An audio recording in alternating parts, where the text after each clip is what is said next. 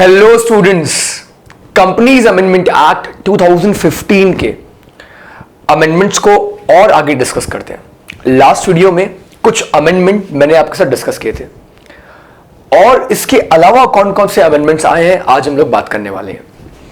आगे अगर हम बात करें तो एक नया insertion of A proviso in section 123 subsection 1।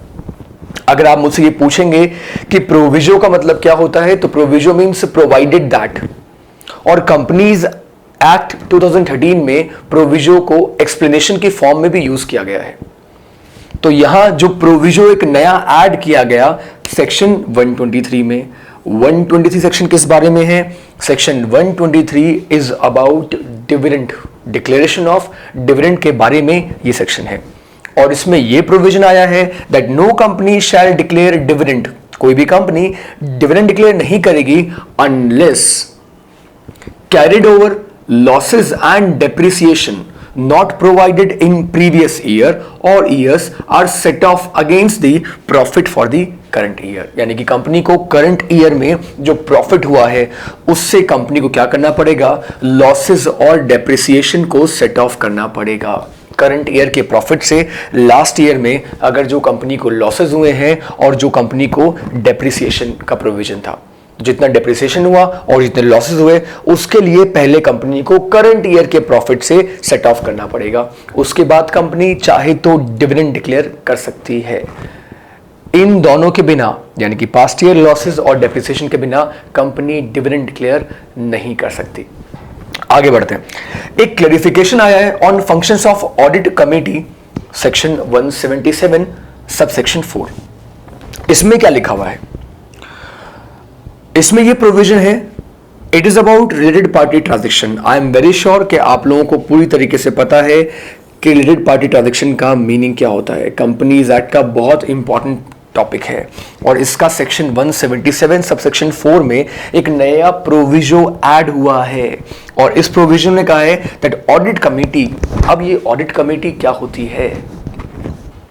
अगर हम ऑडिट कमेटी की बात करें तो बोर्ड ऑफ डायरेक्टर्स में से ही एक कमेटी बनाई जाती है जिसका नाम होता है ऑडिट कमेटी। इस ऑडिट कमेटी का काम होता है कंपनी की इंटरनल ऑडिट करवाना।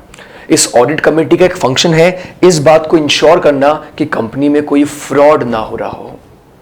कंपनी की इंटरनल ऑडिट करवाने का काम भी ऑडिट कमेटी करती है और इसके अलावा रिलेटेड पार्टी ट्रांजैक्शंस को मॉनिटर भी ऑडिट कमेटी करती है। बोर्ड ऑफ डायरेक्टर्स इसके मेंबर्स होते हैं।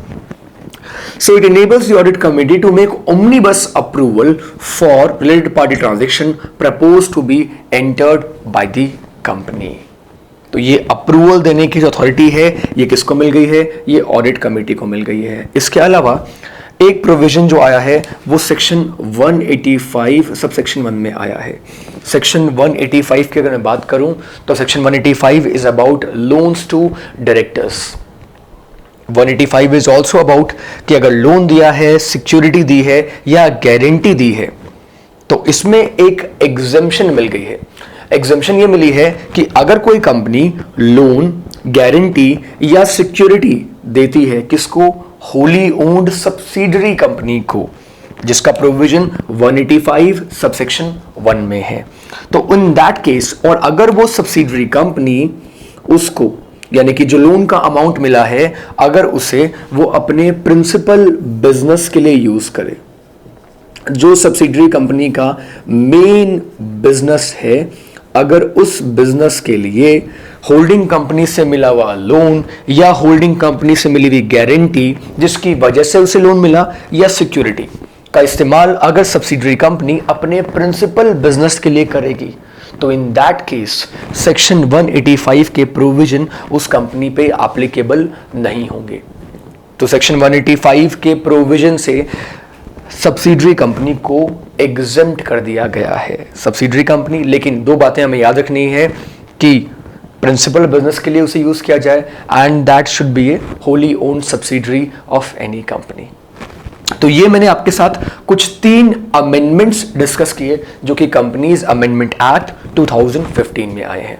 नेक्स्ट वीडियो में हम कुछ और अमेंडमेंट्स की बात करेंगे। तब तक के लिए stay tune for more videos. Thank you so much.